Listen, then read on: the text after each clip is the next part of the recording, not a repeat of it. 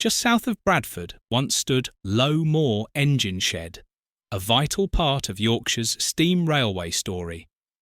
Opened in 1866 by the Lancashire and Yorkshire Railway, it served for more than a century, keeping passenger and freight services on the move across the region. The shed was no stranger to change.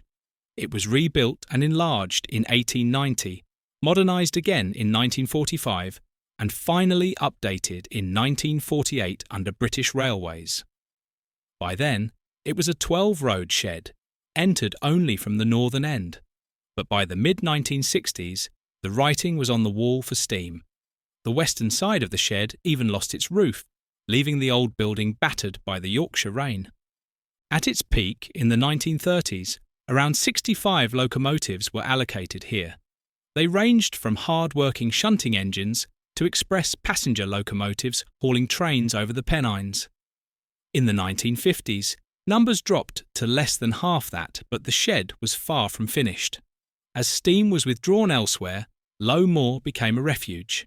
Engines displaced from other Bradford depots were gathered here, giving the shed one last surge of activity before closure.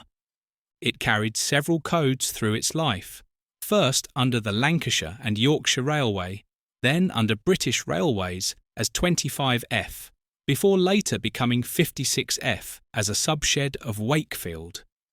These codes, once stencilled proudly on shed plates, today survive only as reminders in photographs and enthusiasts' memories.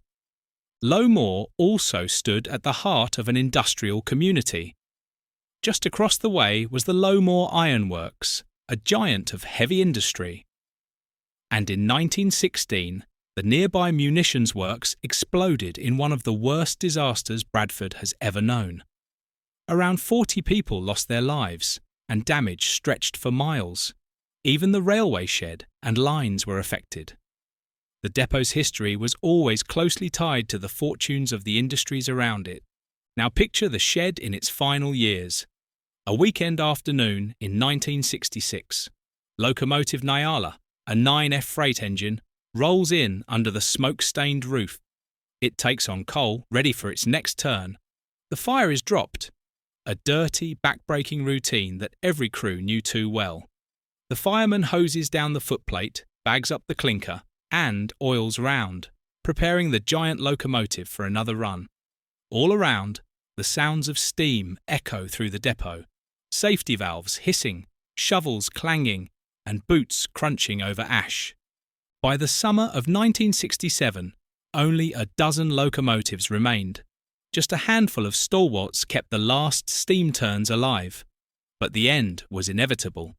On the 2nd of October 1967, Low Moor closed its doors for good.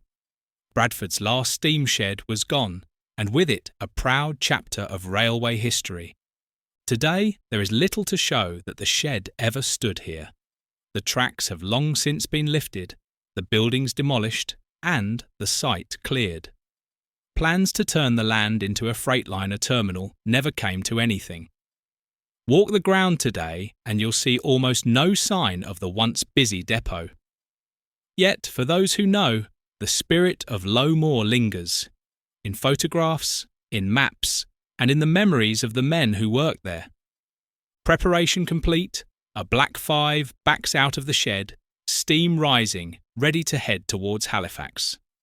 These were the everyday sights and sounds of Low Moor in its twilight years. Low Moor may be gone, but it remains a powerful symbol of steam's final years in West Yorkshire. If you've enjoyed this look back at one of Britain's lost engine sheds, please like, share and subscribe for more stories of our railway past.